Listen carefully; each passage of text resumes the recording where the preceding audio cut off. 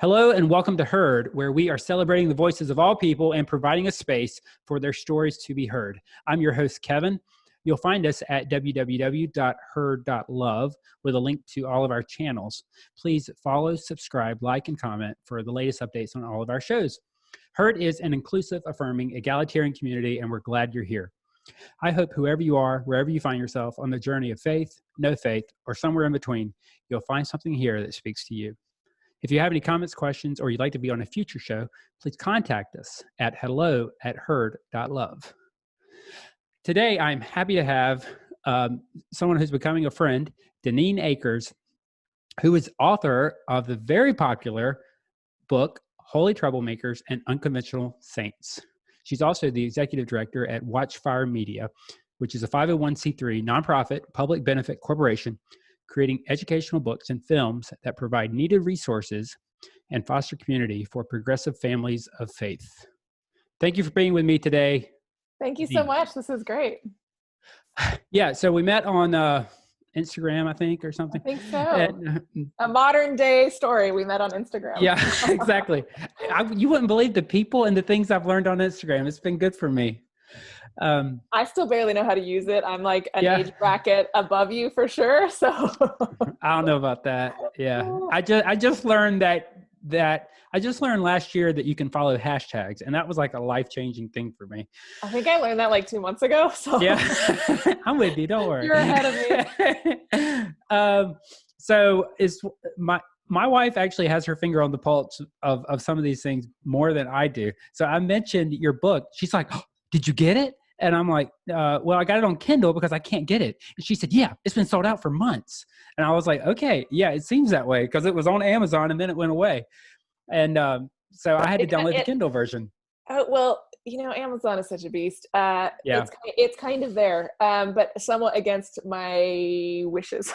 So sure. Okay. Back and forth, but it is available again. We got a new print run in, right. Actually, like as the pandemic hit, we got a new print run in, and there was, I think the day I delivered a stack to our local bookstore, Malaprops in Asheville, North Carolina, is when the national emergency was ordered. It was an awkward time to be delivering books. So where should people order it from? Does this show up backwards for you? No, it works. Perfect. Okay, I think maybe it's just on the phone that it does that. So Holy Troublemakers and Unconventional Saints, it's an anthology with portraits and profiles about people of different faiths who have worked for love and justice in their corner of the world. And it's, I'm not even sure who I'm flipping to here. I sat down the other day and said, I'm just going to read it, thinking that and then I opened it up and I was like, oh my God, it's 250 pages. But the illustrations are beautiful. Aren't they gorgeous? Sure. So yes. I was going to go back to Will Gaffney's there, Dr. Gaffney, because I love her portrait. Yeah. Yeah. And Mary Oliver's was one of my favorite I saw. Yes. The same artist who did the cover, Jillian Gamble, did Mary Oliver and Rachel Held Evans and Alice Paul. So there's Alice right at the beginning. Yeah. I was trying to, what if I can find, there, Bayard Rustin. He's sort of the original Holy Troublemaker who inspired a lot of the book. But yeah, so holytroublemakers.com is the easiest place to get it at the moment. It is in several local bookstores, and even more have been asking for it. And I love not supporting Amazon whenever possible. So yeah, holytroublemakers.com is the best spot. Well, no, and I saw like a meme or something come across because Amazon has become like such a, I need it, press it, kind of thing. And I saw someone say, instead of supporting Amazon, find the company that sells the product, and sometimes it's cheaper or you're supporting them directly. And I was like, okay, so I've done that a few times and it's actually working out. And I've actually saved money in some cases. So. Yeah. Amazon's a whole complicated story, but yeah. I hear you. But that's besides the point. There's a new one called bookshop.org that I hope to be on soon, which is trying to be a more ethical competitor to Amazon, and they give almost 30%. They're a social benefit company, and they give almost 30% of everything directly to local bookstores. So like I can sign up for my local bookstore to receive 30% of any purchases that I make there. It is not as fast as Amazon. And their prices aren't undercut because they're trying to not undercut local bookstores, but I love the idea of it. So that one's bookshop.org. They're still beta, I think, but I know they've been growing rapidly with everybody in the pandemic trying to both order online, but not make Amazon the world's, yeah, the entire world. No, I know that's a podcast in itself, but yeah. Okay. So holytroublemakers.com or maybe bookshop eventually. Yeah. Okay. Holytroublemakers.com for sure. That's I run that website, so I know. Okay. Good. That one. So we're going to get to the book, but I wanted to hear your story, the Reader's Digest version of kind of where you come from and your motivation. And because a lot of times on Herd, we hear people's story and there's a part of transition in their life. And I always love hearing that. And because the reason that they're usually on here is because they did go through some sort of big life transition in regards to their faith or no faith or whatever. So I kind of wanted you to break that down for us, if you would. Sure. And I love your emphasis on story. I think it's super key. If we can hear people's stories, then we are seeing them as fellow humans on this journey together instead of some like statement or label or things like that. So my story is probably super typical of a lot of people who would be in this particular space. I grew up in a conservative Christian church. My family goes 5 generations back in a conservative denomination called Seventh-day Adventism. It's a quirky little church. Although when you're growing up inside of it, they have their own healthcare system, their own educational system. And because they worship on Saturday and not Sunday, Adventist, the seventh day part is from that. They keep a Jewish Sabbath from Friday night sundown. So it's a full 24-hour big community thing, really. The schedule is often really different than other people. So they tend to have their own sports teams, their own everything. So you often don't really know other people who aren't part of that community. Oh, wow. So it's often very insular. Not always by intention, but sometimes by intention as well. So I grew up at a boarding school for Adventists. My dad was a teacher there, an English teacher for 18 years. And so all of my neighbors, the entire community, everybody I knew growing up was part of this church.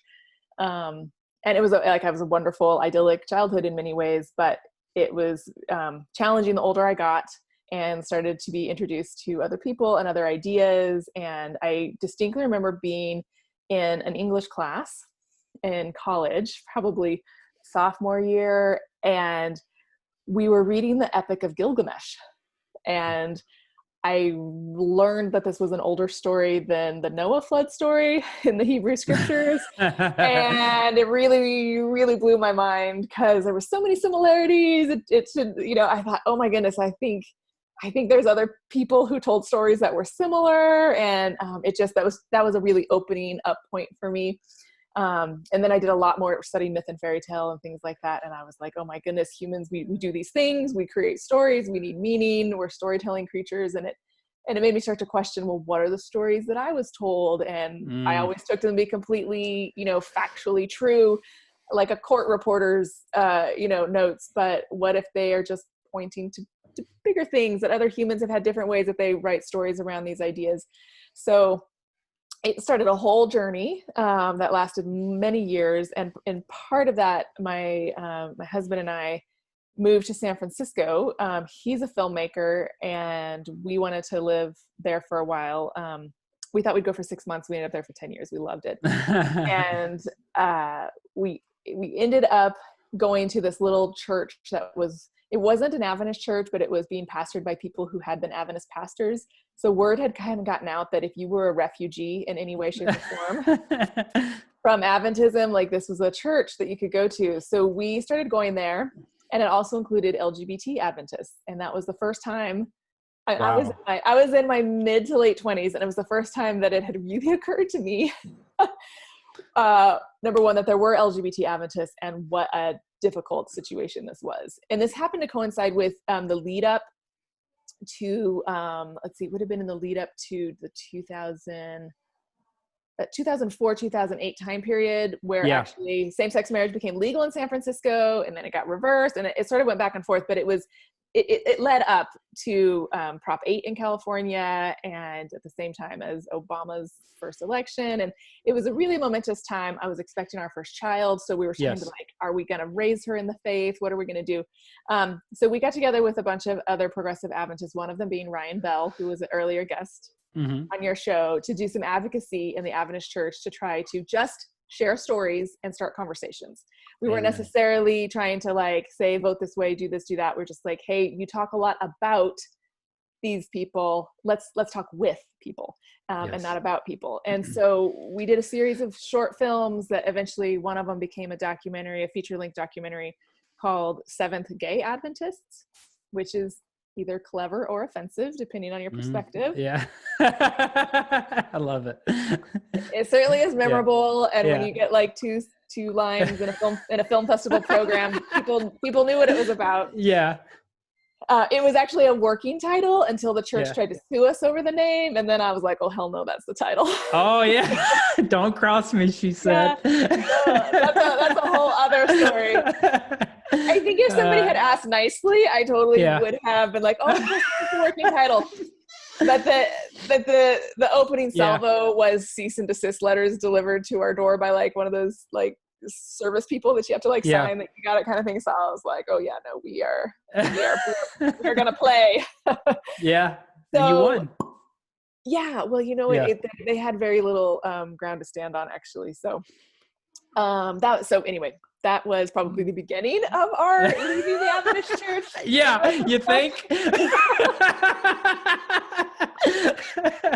But I came to absolutely like the people who are in our documentaries, like the LGBT Adventist community trusted us with stories, like just immediately welcomed us in, opened up, like we had these story booths for hours of people coming to like share their stories. And it was so powerful and so amazing. And I felt deeply privileged to be in that space. So, I thought for a long time, if like in our film, some of the people in our film, if they can stay in the Adventist church, like, what do I have to complain about? Yeah. And, we did see some really incredible changes as a result of that film. It really sparked conversations. Like other people, it happened at a good time culturally. And we didn't let the film be seen except in theaters for a long time. And we would travel with it to host discussions afterwards. So it became, anybody in a town that cared about this conversation would show up in person. They would experience the film together. They would talk together. They would often like connect to talk more later. So it became a really powerful community building experience of people who cared about this particular conversation. And it was very meaningful. But to make a long story short, I would say that was the beginning of us really seeing behind the curtain of the mechanics of, the corporation of the church, being sued, being, threatened with a lawsuit and all this stuff was not helpful to my faith. Yeah. And we eventually started a transition out. And one of the communities that we had connected with, in fact, the film screened there, was the Wild Goose Festival. Yeah. Okay. Which should have happened this last week. Okay. in Hot Springs, which isn't far from where we live now, not in North Carolina. And we had really just met this group of, I call Wild Goose Woodstock for progressive Christians. I've seen pictures. I've never been, but it looks fun. Somebody last year told me they describe it to people as a Burning Man with clothes on. And a few crosses. Yeah. But we just met, I met other people on similar journeys, people who I've always been somebody who questions things. I've always been a seeker. I've always loved people's stories. And I don't, it's not like I don't have an agenda, but I really just like to hear how people are making meaning in the world. Especially through their faith. And so gradually, as I started to get to have friendships with people in other places, I realized more and more how hard it was for me to remain in the Adventist church at all. It was, my role there had become, I felt like it was mission work. Like I was a missionary to the Yeah. Adventist church, even though they didn't know it. They had never called me for sure. But it was exhausting on a soul level. And at that point I had 2 children and I needed a place to go to church and have faith that wasn't so exhausting and didn't feel so out of alignment from where I was. And it wasn't just LGBT rights. That was like my entry point. But before long I was like, okay, I don't want to be talking about violent atonement and your heart is bad and evil and you can never trust your intuition. Yeah. And I wanted to talk about the feminine divine, and I wanted to talk about, and the way of nonviolence and the way of peace and what that means. And like, there was things that there's just so many things. Like the Adventist church actually doesn't still ordain women officially. So, oh yeah, that's right. I remember Ryan saying that. Yeah. It's kind of remedial social justice to me at this point. So I forget. They're still way back there. They actually are very similar to the Methodist Church in the conversations that they're having right now about ordaining LGBT clergy, only they're still just having it about women. So it was just something I couldn't stay in anymore. And it was a real loss because when you have those deep roots, and I mean, you see that in our films. So I got to go through a little bit, just a taste. And I think it's important that I'm a faith immigrant. I chose to go to a different land, a different place. But there are people who are forced out, they would be asylum seekers or refugees in that sort of analogy. And it was actually a very helpful analogy for me to land on because I was so worried about my children, because there's some beautiful things about growing up in this very deep community where everybody knows you and, doing Sabbath as a community, like that doesn't happen elsewhere. Maybe outside of Jewish circles. But what I realized is my children will respect that this is their story and where they came from. They certainly have family who are still part of that faith, but they'll be the children of immigrants. And so they're going to be fine. They're going to be native speakers of a new language. It's never going to they won't feel the loss in the way that I did. Yeah. Like, I'm always going to have a good time when I get with people like Ryan Bell and we talk about some of the old country, and we share some of the foods and that kind of thing.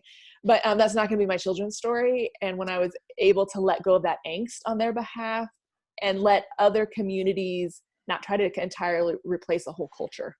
Oh man. Growing up in a church like that, it is a culture, and other churches are wonderful communities, but they're not necessarily a culture. And when I would visit other churches, I was trying to make them match a culture, and I realized that was unfair. And when I could let that go, finally, I was able to let new churches be, who they really were, which had wonderful other things to offer. And now it's been, so when we did this move last fall, I realized just recently that I never looked up Adventist churches in the area. I never even tried to meet with local Adventists. We just immediately went to a church that friends from Wild Goose had recommended. That was a great fit. And it was, it's been really liberating on a soul level to fully make that transition. But I would say it's taken a good 2 to 3 years from like the intention of, we need to find a new faith community to actually, it's not a straightforward process, and it's messy, and you circle back and you're like, well, maybe this little teeny portion of the camp, I can pitch my tent. And then actually, nope, that's not going to work either. So this is the first community you've kind of committed to since leaving the Seventh-day Church. Yeah, there was an interim one when we were living in Southern California, but we would still occasionally go to the local Adventist church with my family. And then we moved, quite a few miles away.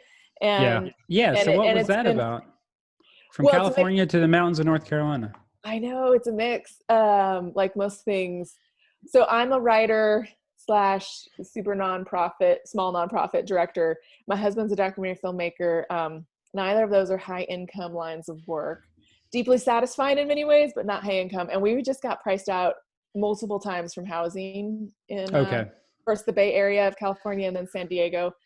And so we finally said, we have got to, we were about to lose housing for the 4th time because of some combination of the house getting sold from under us and we can't afford to buy it, or rent going up or things like that. And so we said, we have got to be able to buy something somewhere so that this can stop and we can just have a base number that we know we have to meet. So we started looking at the overlap of arty communities that seem to support artists and nonprofits and affordable housing. And Mhm. there's a list of places that kept coming up, and it was either going to be super, super cold winters or hot, humid summers. Yeah.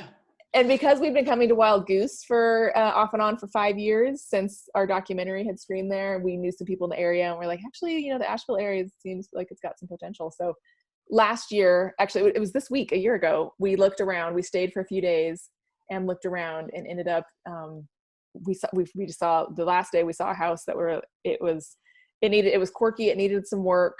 Yeah. But it had been on the market forever, and the agent told our agent, like, oh, a deal can be had here.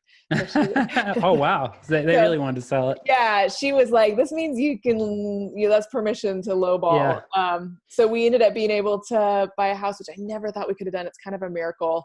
A super short story. It turned out the loan officer, he worked miracles. Like, we do not look very solvent on paper.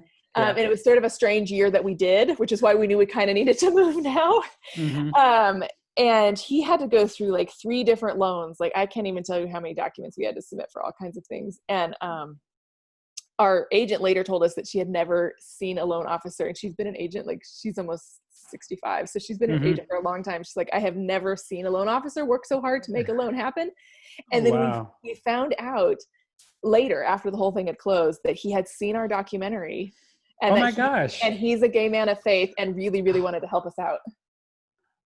See, yeah, that's incredible. Yeah. So I feel like I'm not somebody who does a lot of like, oh, it's God. Yeah. I was like, I don't know, somehow the universe aligned to like make this happen. So we've been loving it. I mean, I wish it was a little closer to family in these pandemic times when I'm not getting on a plane anytime soon. But other than that, we've really enjoyed it. And our cost of living went down like 40% immediately. So it's made us feel like we can do the work that we want to do without also being at like totally the edge of falling apart every month. Yeah. For me, that's just hard to understand. I live like in my town, like the idea of rent control. When I hear about that in big cities, I'm like, I don't really understand it, but you're like the perfect example of someone that just wants to live and you keep getting kicked out of your house. Yeah. When your rent could possibly go up by like $1,000 a month, wow. It can be hard. Your income is not going to go up that quickly. So no. Yeah. Okay. So all of this leaving the church, I wanted to, as part of this, especially being a parent, I kept removing books from our library that were books that either I had grown up with or my husband had grown up with or well-meaning family members had gifted us, and we would read them and I would be like, oh wow, we can't keep reading that. And things were disappearing, but I wasn't able to replace much. Like when you especially, there's starting to be some better books available now. In fact, I have a nice little stack back here. I like to see those. So I'll show you closer. Especially when you get past the picture book stage, though, there are not a lot of books available if you're going to talk like fully inclusive, like you're going to see some families that might be same-sex families. You're going to not, it's not a substitutionary atonement view. It's full of more of ideas of original blessing, not original sin. It's also not like all blonde, blue-eyed angels and super like whitewashed patriotic view of things. So when you apply, and if you had a feminine divine, like you'd like to have like at least gender neutral, if not some feminine pronouns for the divine, like the list is really short. Oh, I can imagine. Well, and I talked to Matthew Paul Turner a couple months ago. Yes, I love his books. Yeah, and he has children books, but I mean that is within the like what 1 to 5, 6, 7, 8-year-old range. And what you're speaking to, 2 of his books are in that pile back there. Yeah. And in fact, the artist of his last book is the cover artist of Holy Troublemakers. So, okay. Yeah. And she's also going to be, she did the Christmas book that he has coming out in a couple months. So small world, but yeah, it was one of those things where I was like, we need more good content. We need stories as entry points to conversations about theology. Because you're never going to sit down at the dinner table and be, so kids, let's talk nonviolent atonement. Yeah. A story helps. And that's what we remember. Yeah, exactly. We remember it. And I wanted really beautiful artwork. I don't know if you've seen that Goodnight Stories for Rebel Girls book. No. Is that yours? No, I wish. It's gorgeous. Yeah. Raised more money on Kickstarter for a children's book than like any book in history. But I was inspired by it because it's incredible, beautiful, like really gorgeous art little profiles, and you want to read it and you want to keep it around. And so, what's the name of it? I'm going to write it down. Yeah, Goodnight Stories for Rebel Girls. Okay, got it. Yeah. And I wanted something, but with a faith lens. So my frame as to like who include in the book was somebody for whom faith mattered.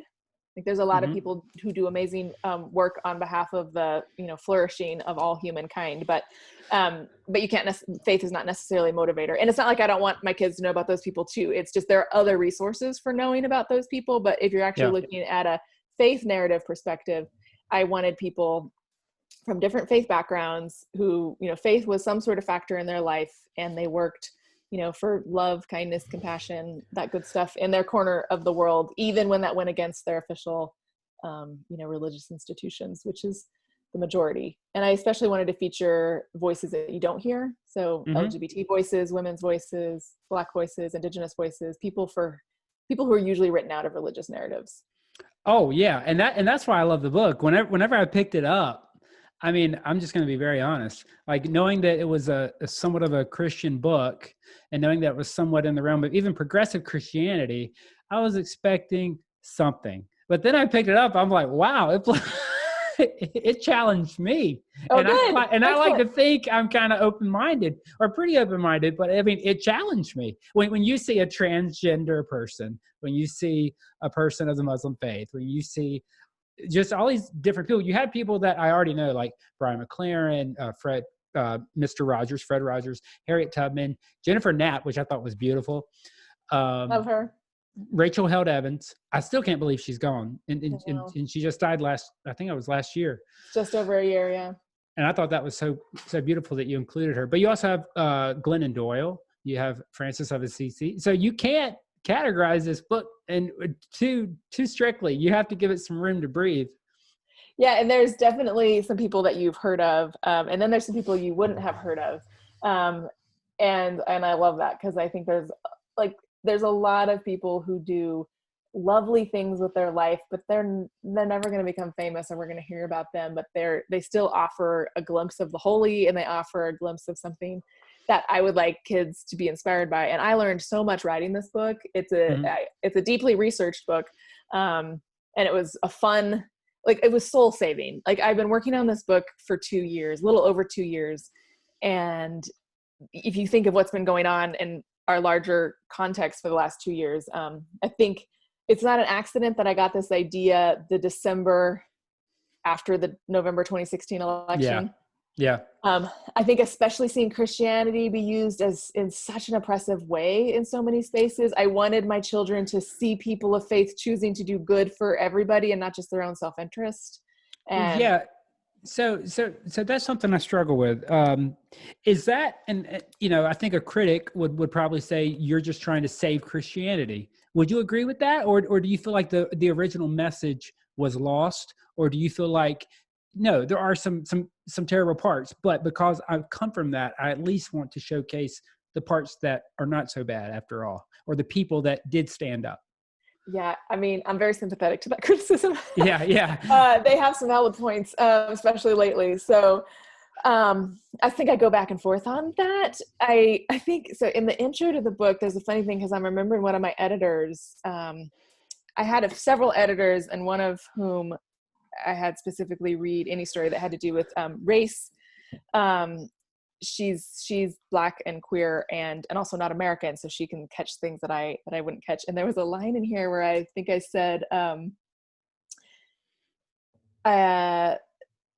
as a book lover, I felt the lack of good options, but I wanted my girls to know that religious people can and choose to do good, often motivated by a vision of God that is loving, just, and compassionate.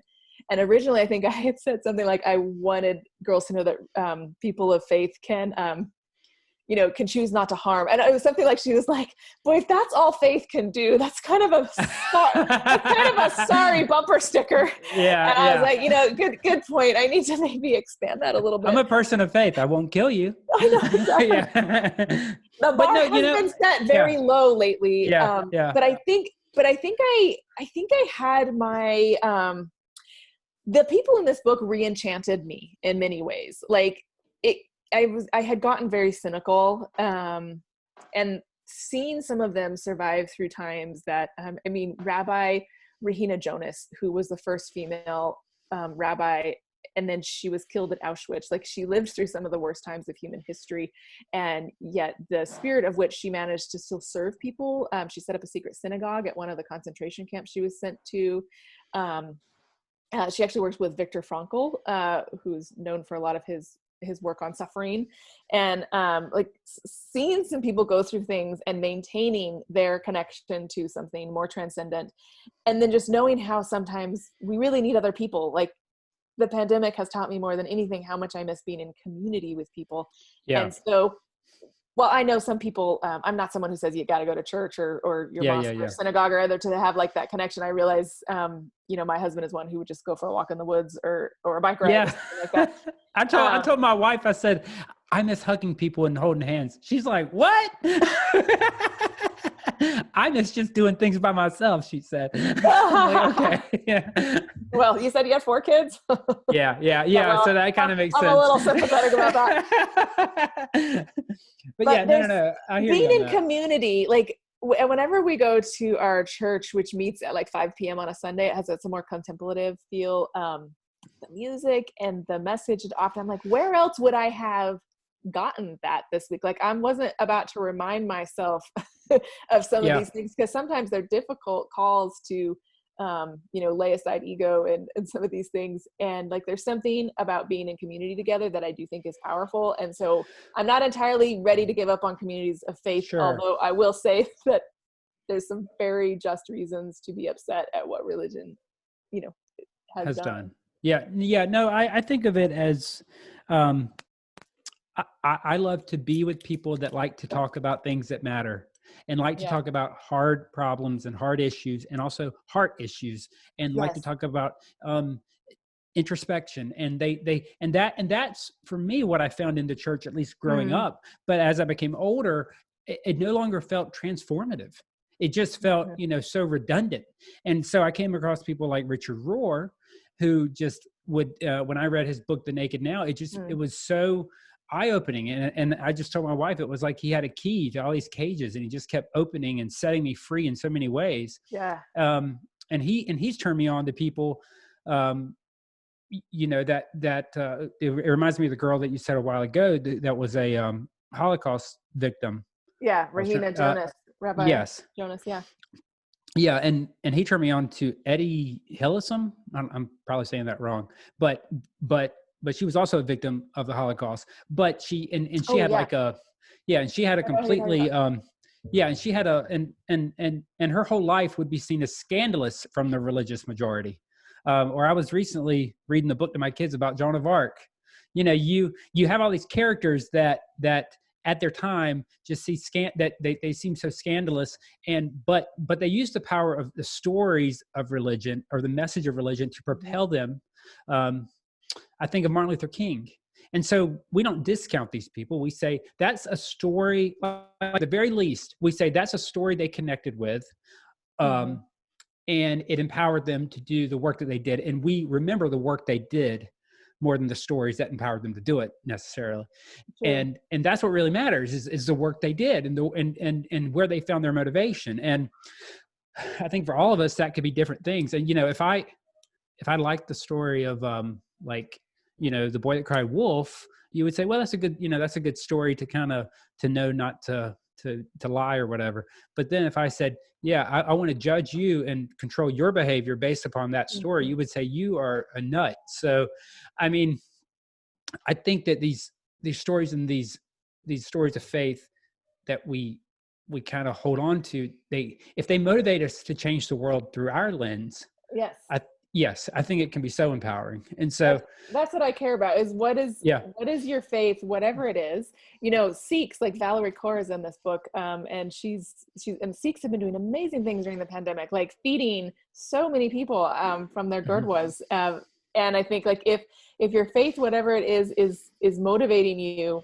to be more compassionate, to be more merciful, to look for that spark of the divine in every person, even your, you know, super irritating whoever is in your life, then I think it's a good story to motivate you. The challenge I have is when somebody would say, well, my story has to motivate your life too in exactly the same ways, or you're going to the hot place, so that's what I transitioned out of, as I know lots of people here did. And but especially with my children, when I wanted reasons to talk to them about some of these things, I really needed, you need the architecture of a story to help you enter in. And so, so I picked people, like, I love flipping through the glossary, because you have things like the people who bring up these topics. You've got engaged Buddhism. You've got words like colonization, coming out. Oh, I love the colonization's in there. Yeah, Abrahamic religions, Allah, womanism, not just feminism, but womanism, immortal beloved, drag. Drag. and in fact, so the drag queen in this book, I believe only one person in this book does drag, although I could be wrong, is also a rabbi. And he loved the definition of drag, because all the modern. And what's his name? So his name is Reb Keller, Erwin Keller. The book is Alpha by first name. Okay. I'll find his portrait here in a second, because actually there's a picture of him also in drag. Here we go. So here's Reb Keller. He's really, really lovely. Did a lot of work in early AIDS stuff. It was in Chicago, now in the Bay Area. And then this is, so for over 20 years, he performed as this character in a Bay Area drag a cappella quartet. Here, I can do it like this. I think that'll help some. Does that show it? Yeah. Yeah. Okay. That shows him. Yeah. Oh, yeah. Oh, that's beautiful. Wow. So what's his story? He began serving as a rabbi at a small synagogue. Well, so he was a lawyer. He went to law school. He'd actually always wanted to be a rabbi, but when he was of age to go to rabbinical school, it was not possible to be openly gay and becoming a rabbi. So he instead pursued law and did a lot of activism in Chicago to help AIDS patients.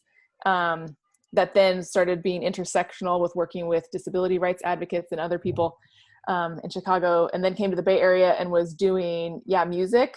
He's in this drag a cappella quartet for a long time, and then started working with this little synagogue in the Bay Area, and eventually they called him to be their rabbi. So he's still a genius musician. I actually went to one of their services a year and a half ago, and it was beautiful, one of their Friday night music services.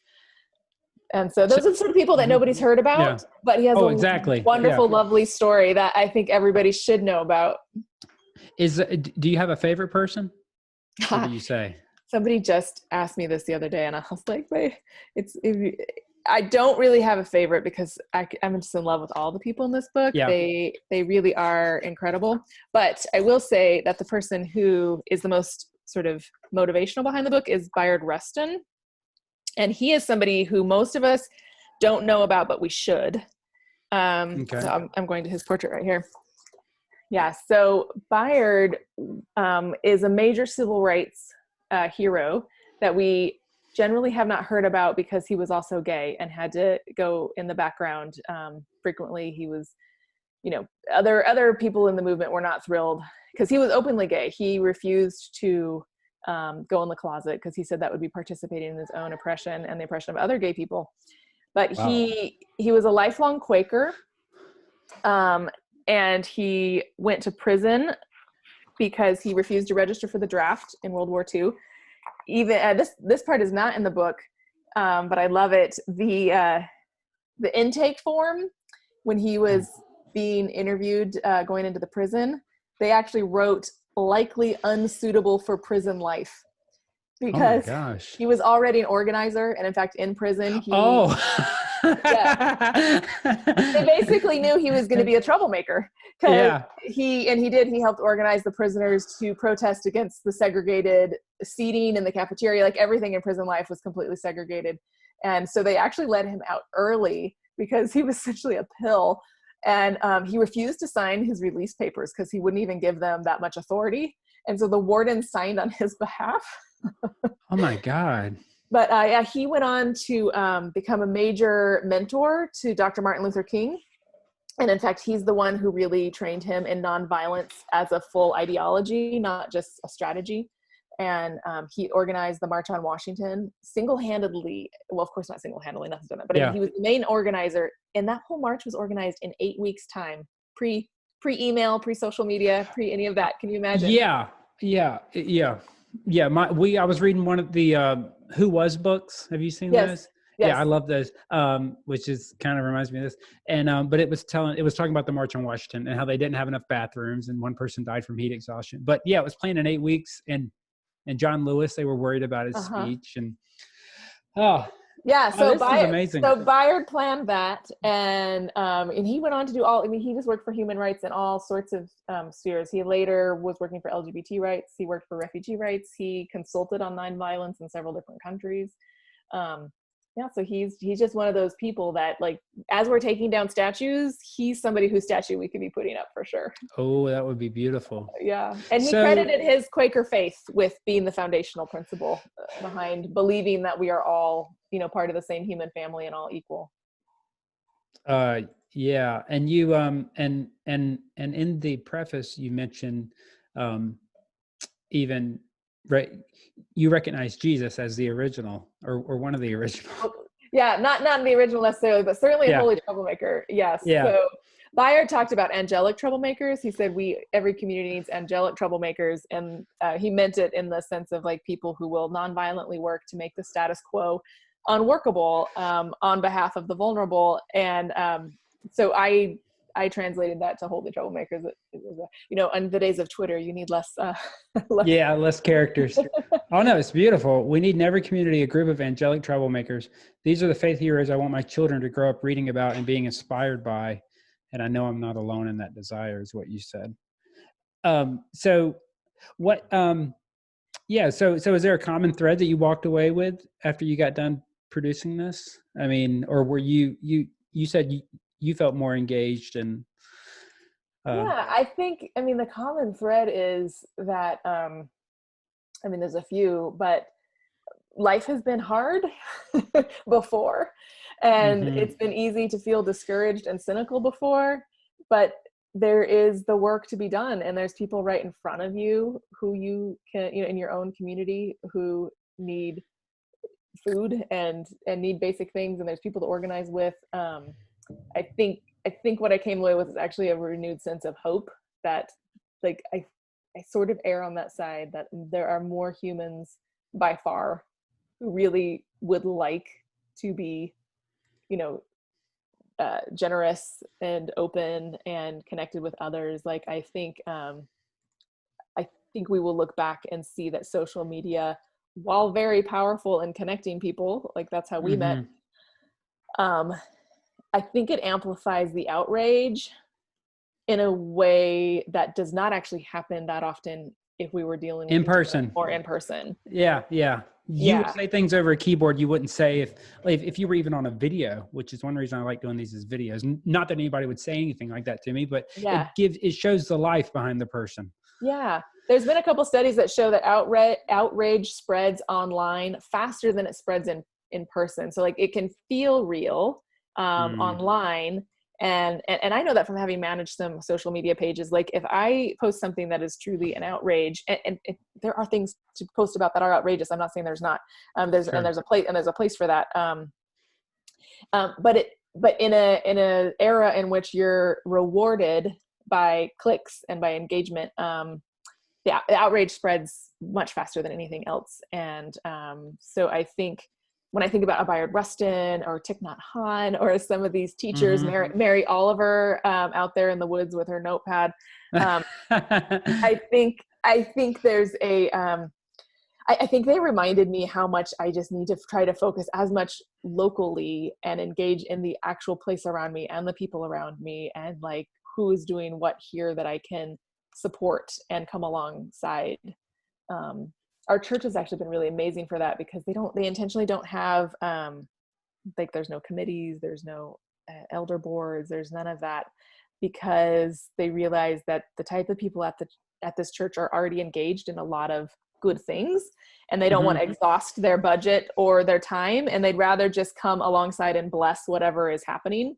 So for example, this book, publishing being what it is, I think we physically got copies like December 8 or 9 or something like that. And I had promised people would be to them before Christmas, at least in the US.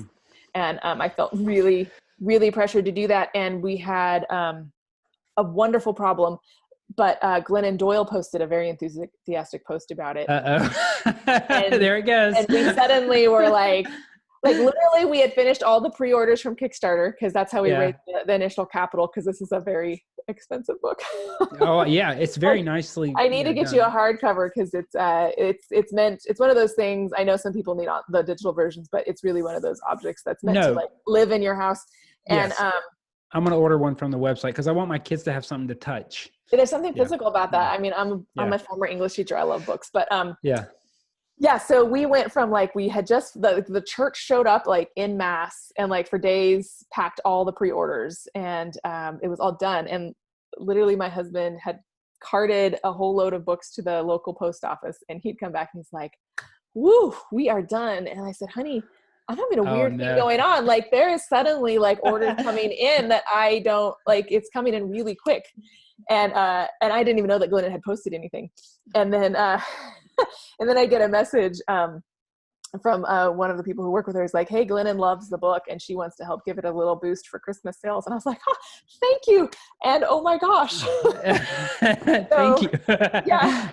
So we sold out, and people from that church still kept showing up for 3 weeks, like 10 o'clock in the morning, and they come to 4 o'clock in the afternoon. And I was like, I know that this would not have happened when I lived in Southern California. Oh my gosh. Yeah. Just the traffic is too hard to get to somebody's house. So they just come alongside and bless other efforts. And I think that's one of the things that this book inspired me to do is, there are people working on every problem right now, and I'm not alone in being worried. And there's things that I can do to help bless and come alongside what they're doing. And I think they help me believe in the connectedness of us all, and why we need to try to show up as much in person. I am a believer in what the online community can do for us right now.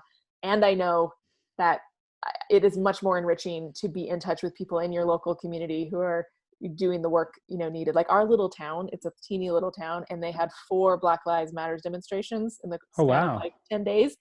And people, neighbors who lived here forever, were like, "We have never seen anything like this before." And it's almost all white. Although the college here, the students organized something, and thankfully that it wasn't. But I was like, I'm amazed when I see this little rural town coming out to stand for racial justice. To me, standing in person with them meant something more than when I used to be able to do that in San Francisco and a really big city or something like that. It somehow felt it felt like we were creating something together that, was of tangible good for this actual physical space. Yes. Doing what you can with what you have where you are, the next right thing. So one of the profiles that stood out to me was Danny Cortez, who was a pastor. Oh, yes. So I didn't know if you were thinking, that's page 50. It's page 50. But it's slightly different in the hardcover. Okay. I'm going to get that hardcover. I couldn't get it in time. So that's a pastor that changed his theology on LGBT issues. Yep. Danny. He's great. But besides that, he didn't change the world. He just changed his mind. And that was enough for you to put him in the book. Well, partly because they actually became the first Southern Baptist congregation to be kicked out of all 3 levels that you can be kicked out of. Wow. Congratulations, sir. So, and then he later found out that one of his sons was gay, and he had changed his mind prior to his son coming out to him, but he had not announced that yet. So his son didn't know that his dad had been going through these shifts. It was really fresh happening. And so I think it's great to model that sometimes the holy troublemaking that we do is of benefit to our own children to feel safe coming to us. which can often even be life-saving in some situations. And so, he really, I know a lot of pastors who are in conservative denominations who are quiet allies, and I don't dismiss how important that is. And he put it all on the line and actually preached a sermon and said, I have changed my mind and this is why. Like, he actually risked his entire job and career and, health insurance and all the things that we risk when we risk that, to share with his congregation why he changed his mind. And actually, they decided not to fire him, but to study the issue for 6 months. And they decided to become an open and accepting church. That specific church, not the Southern Baptist. No, just that specific congregation, which is then how they got kicked out of all 3 levels of Southern Baptist that you can get kicked out of. But sorry, this is a rabbit trail. You just said, a lot of pastors that are silently inclusive, but not publicly. Yes. That's a point of frustration for me, because I know that it is, and I guess that's obvious. I know that it is healthcare and it's your life, but I'm like, I don't like, because that's so tied to who I am. If I was in that position, I feel like I would just have to get another job, because it's not like a job. It's who you are when you're in that position. So I don't understand the disconnect. I hear you. And especially having done the work that we did for so long within the Seventh-day Adventist world, I'm aware of how complicated it is for some people. Actually, I had this conversation with Ryan Bell once, who was your guest a while ago and was an Adventist pastor, isn't anymore. But, and he had the same point of view. He's like, cause Ryan pastored one of the only openly inclusive Adventist churches, in Hollywood, California. Mm-hmm. And this was his point too. Why don't they come? Like, they would just come out if the pastors would come out as allies. And if we all could organize and do it together, they couldn't fire all of us at once. Strike. Yeah, exactly. I'd argue that they might, but that's besides the point. But part of it is, and at the time I was like, so Ryan, your kids are not in Adventist school. Your spouse does not work for the Adventist church also. Your house is not tied to the Adventist church, which a lot of situations were like that. So I was like, and he was just somebody who had worked outside the church. He knew other people. He had other networks. Like, he had other, he had other ties. And for people who are very, very deep inside a situation, it can feel like everything. And actually the religious institution does a really great job of making sure that pastors, while they are accountable to, like, they serve their congregation, but their paycheck comes from higher up usually. This is not every situation, but often in any sort of organized structure, the paycheck is coming from the top, even if you're supposed to be serving the people in front of you. So you might have a congregation who would completely accept you as an openly out ally pastor or as an LGBT pastor, but the higher ups would not. And so, people get into situations. I think it's becoming less, like, the movement has shifted in the last 10 years dramatically. And I think it's getting to closer to a tipping point, but there are a lot of pastors I know who feel that they are providing a safe space where they are, that if they were gone, who would be brought in? It would not be somebody. So I'm sure it's much more complicated. But I also get it. I mean, I eventually walked out too. That was my argument for myself a long time as well, for why I was staying in a non-affirming church. Like, in so many levels, non-affirming, like no women officially as pastors, in addition to no LGBT clergy or families. But eventually I decided that it was for my health and for my children. I wanted them to be in a church where they would, like, where people could be openly out, because then they would know people who are LGBT, because if everybody has to be in the closet on everything, like, it creates these layers of unhealth. But it's been hard because people feel isolated and alone. And I do think this is one of the benefits of social media. They are finding that they are not alone, and they're getting the courage. Like, they're starting to get the education, and I think they're starting to build the courage to be more bold. But the institutions have done a good job of keeping people paid enough that they're just surviving, but not enough that they have any reserve that they could, like, be unemployed for like a year to transition to a new career. So. Yeah, no, I understand. It's an issue of control, to say the least. I talked to Stan Mitchell last week, who's the pastor of Everybody Church, and is that in Nashville? He's in Nashville, but he's Nashville, also yeah. in Seattle. I don't know, but well, it's Oh. mainly an online community, I think. But he does spend time in Nashville and Seattle. So, but he talked about starting a project called the Nicodemus Project, which would help Oh, pastors who were yes. within the Yes. system and wanted to be more inclusive and needed a safe space Yeah. anonymously. Well, that's a great idea. And pastors need to talk to other pastors, like, because other pastors know the pressure and the risk and the strategy. It's a lot easier for me. Like, I have made myself very unemployable by like the religious institution that I grew up in. So. Well, and I think the other important aspect of your book is that it's easy whenever you were kind of come from a system to kind of say, well, I want that system to change. So then the world would change. But the people in your book change the world regardless of the system. They fought the system. And, so I think it can be both. And I want to see the church as an institution. If it's going to exist, I want to see it move in a completely different direction. But at the same time, I'm not going to let that stop me from being, from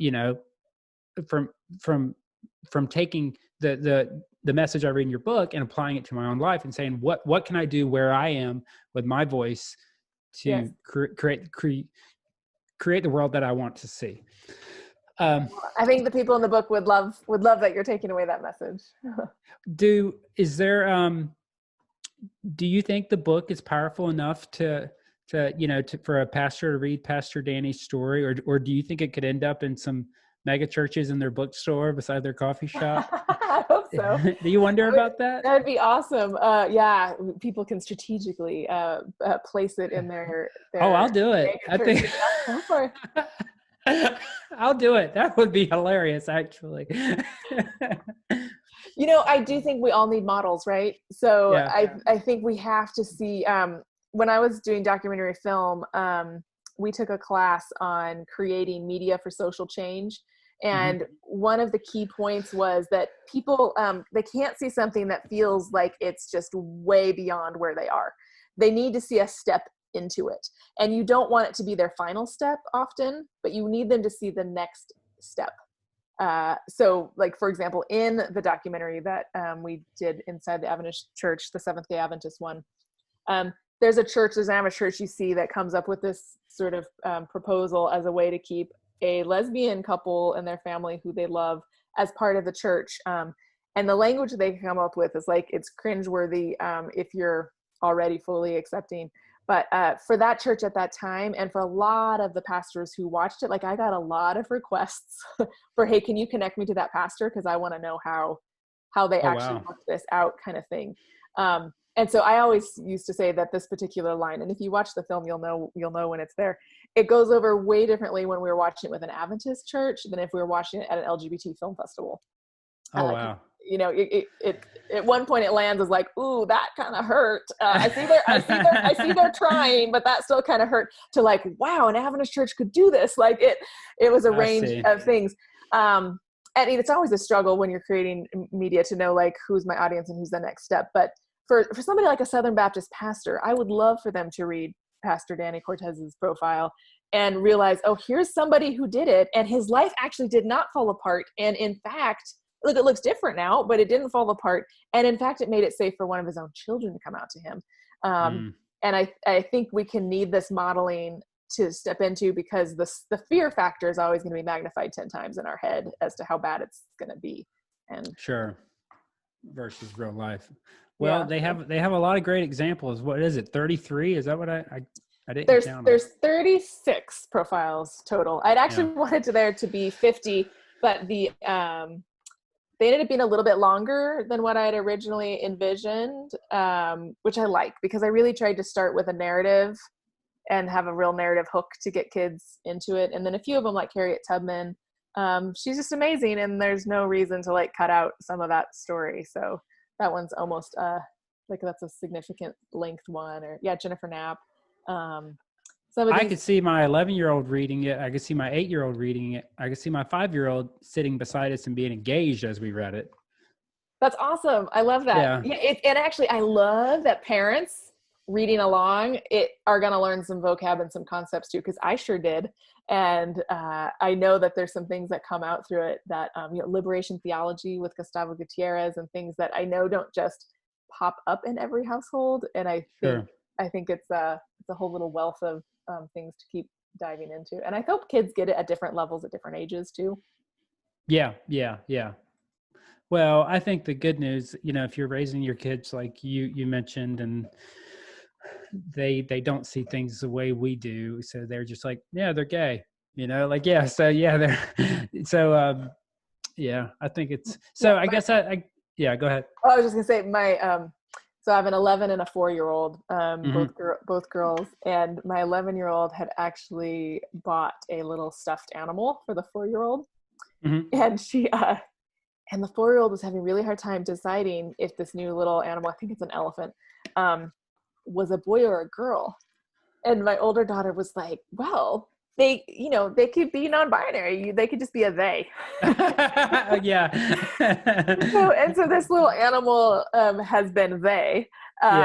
And she explains it to other people, like when she's introducing it on the phone or whatever. She'll be like, "Oh, this is Funty, and Funty's a they." And like, Funty's a they. I didn't have that language when I was 4, but because of this project and just other things, my older daughter, she only prays to Mother God or to she, and the 4-year-old at this point she's never enough heard people use he for God, that in her, like, she heard somebody say something the other day and she was like, don't they mean she? God? I was like, I love it. Like, what will it be like to have a foundational, those foundational years when you are hearing who you are as a human included in the divine image, like at such a core level. So I'm like, I'm curious to see how this goes, but so that my kids are having a very different upbringing when it comes to faith and religion than I had, but so far I see good things. Well, there's part of me that says, I just want to shield them from all of it. But then it's like, if someone comes along, why do they get to define? Right. That was exactly my reason in raising them with faith at all. So my husband's a humanist. My husband's agnostic humanist. Personal connection. He really followed Ryan Bell's journey into atheism. Okay. We were good friends, and that was a huge deal. Like, Ryan got fired first from being an Adventist pastor before all that happened. So it was a big thing for us. And my husband stayed. He didn't stay. He went angry atheist for a while, which was really difficult to deal with. Our marriage, it didn't help that when he told me he was an atheist, my first reaction was, well, clearly we have to get divorced. Yeah. I wouldn't say I responded well to that. So that's a whole other podcast. Mixed faith marriages, when you started off the same and then you end differently. And who knows where we'll end actually, but at the moment we're in different places. So my husband is agnostic humanist now. This is the problem of being in my 40s and having a pandemic and children. I just lost my train of thought. He was let me think. Where are we going? I was asking about the kids. What was that? Somebody will have to follow that. I was just gonna say. Yeah, I'll go back and look at it. It has something to do with faith and parenting and. Oh, I didn't want the other faith communities to define. Thank you. God for them. Thank you. I'm sorry. I'm having many of these moments, and I know it's related to the pandemic. I get it. All of this, but I'm like, oh my gosh, my brain cannot keep up as much as it did. But so especially with so many fundamentalist Adventist in the family, as well as just the culture at large, is largely still very conservative Christian influenced. I did not want my kids to think that was the only option. Yes. It's no faith or it's this version of faith, because I'm like, I know too many stories of kids going with cousins for a weekend getaway when they're 17 and having some born again experience, and they come back as fundies because they think they're the only ones. Yeah. The fundies are the only ones who take the Bible or God seriously. Yeah. So for me, having any sort of like regular faith community and talking about this and introducing some of these concepts myself is a bit of a like inoculation against fundamentalism. So I totally am with that. Like, why do they get to define it? And actually, the more I know about some of the original faith. And this goes with like Islam too. Like there's one of the progressive imams in this book, Ani Zonneveld, she says the exact same thing about Islam, is like early Islam was very different than Yes, I saw what that. it has become. And I think that's so true of Christianity. Like the first few hundred years is very different than like the marriage with empire and all that has come afterwards. Like when I go back to some of the original, actually Mary Magdalene will be in the next volume. Okay, that was my next question. Is there Yeah. volume 2? Yes. But like, and I read the Gospel of Mary Magdalene, I read some of the stuff, and I'm like, this was so much more interesting and less terrible in the early versions of it. So pre-Constantine Christianity is something that I'm much more interested in passing on the values of. Oh, amen. Yeah. How we have the metamorphosis of Jesus Christ from who he was to who he is now is unbelievable. Right. I think it's Richard Rohr who says like Christ is not Jesus's last name. Yeah, exactly. Yeah, that's exactly right. Yeah. So, well, I think your book is the perfect place to start if you want to have that conversation or like just want to have another alternative for your children. I mean, I could even see a community I could see a household that doesn't even hold to any faith enjoying your book. So I don't think it's, it's not evangelistic in any intention. Yes. It's just meant to and share that's what I was some afraid stories. of when I first picked it up, is that it might be, without knowing you or the book or anything, I was like, well, but it blew my socks off. Oh, good. Yeah. So if people want to read more about the book or order the book, they can do that at holytroublemakers.com. Correct. Your company or the 501c3 website is watchfire.org. And they can watch the movie for free that you produced at sgamovie.com. Correct. There's actually a bunch of shorts on there too. And also, I know that cost can be a concern. This is not an inexpensive book.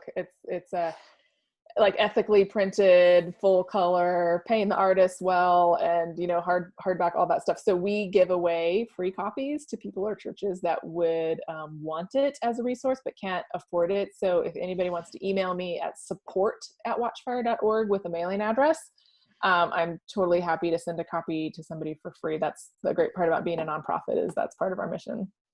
Oh, that's beautiful. That's why I used to love Keith Green's music. His record, he would give his records. That's right. Yeah. I remember.